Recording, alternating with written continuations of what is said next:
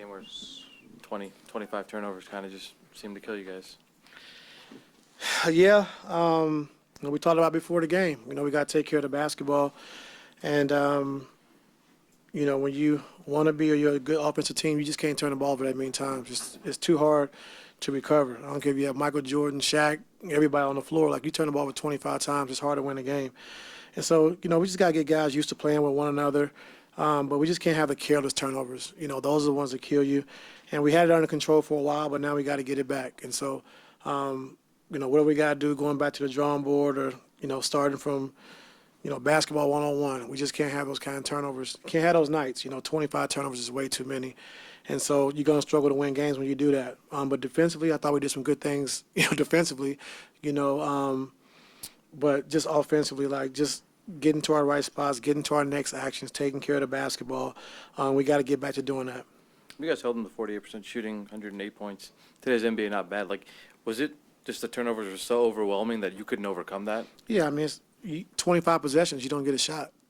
Like, it's tough, and so for me, I mean, it's just for everybody. We just got to make sure we just doing the right things offensively and just being solid. No home run plays, spinning and behind the back and track. Like, those are things you got to eliminate because it's going to be 10, 11 turnovers just because the other team's playing and they're playing good defense. But 25 turnovers, that's way too many.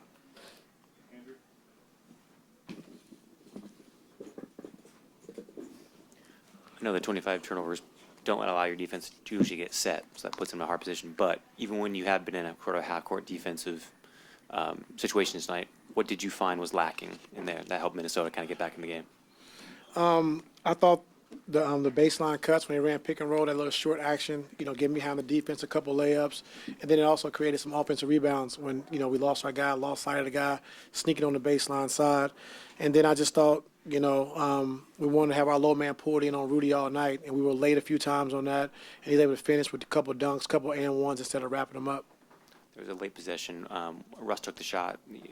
Was there can you walk me through what kind of the intent of what you're hoping for in that play? I mean, yeah, PG had the ball in his hands, and then we got to Russ, and then, like I said, we was down 5, with a minute, and then I didn't want to really burn my last time out because we probably needed for a need 3.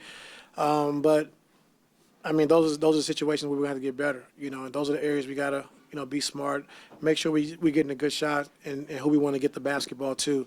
And so that's on me too, because we haven't really had a chance to work late game with the team that we have right now. But we should be smart enough to know where we want to get the ball to and how we want to do it. Just can't be sporadic, just got to slow down, get to who we want the ball to get to and get to our spacing. But it's something for us to continue to keep learning, it's only been 3 games.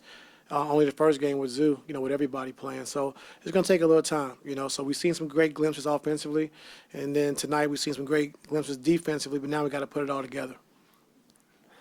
And Ty, obviously harping on turnovers again, but now you guys got to get ready to go on the road and deal with Sacramento and obviously Golden State. Obviously, you guys can't turn the ball over in their buildings. What do you do, obviously, to try your best to try and fix that? Because with Russ there, he's playing with a pace, obviously. Yeah. So guys are trying to keep up with him. Early in the game, guys are running because they know off misses, makes or misses, Russ is going to go. So, but what do you do to keep everybody involved and try to eliminate those turnovers to where you guys can get shots? I think with Russ, we want him to play at that pace. We want him to be aggressive, getting to the paint and creating shots for other guys. And so he's going to have a few turnovers here and there. That's just part of the game, But we just can't, like I said, we can't have the careless turnovers. The live ball turnover when guys are getting dunks and layups uncontested. We got to be better with that. And so, we are one of the better teams on the road, So got 2 big games coming up, so we got to be ready to play.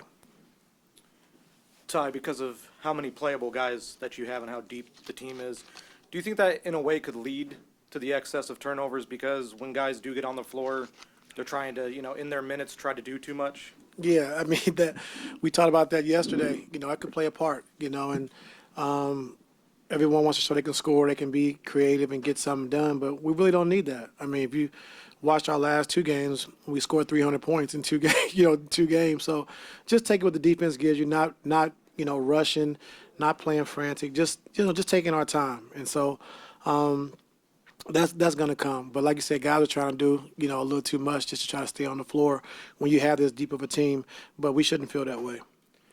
Ty, it looked like there were points in the game where you had Zoo and Plumlee out at the same time. What was the thinking behind trying to steal those minutes? I guess going small and where can the team be better there? Well, first we've had success going small with Gobert on the floor in the past, and then with Nas Reed, he's really not a five. Like he's more he's more of a four. He can shoot the 3-point shot. He can put the ball on the floor. He can attack. So just thinking of just trying to switch and just keep him out of triggers would be good for us. And I thought it was okay. And then with Zoo, of course, on the minute restriction, we couldn't play him too many minutes. Not just tonight, but the perimeter defense for the season, has that been up to the level that you want it to be as a team? No, we have to be better. We have to be. But The what, one-on-one challenge, I think, every night, has been tough for us, and just taking the challenge one-on-one, guarding the basketball, so we don't have to overcommit to low man. Now you pulling in, you cracking back, they spraying it out, and now you got threes, or they drive another closeout and putting pressure on your defense, and so we gotta be better, with our strengths. I know a lot of times we're telling our guys to try to keep the ball out of the great players' hands, but for the most part, we got to get back, get our shell defense, get guys in position, and then build our way out.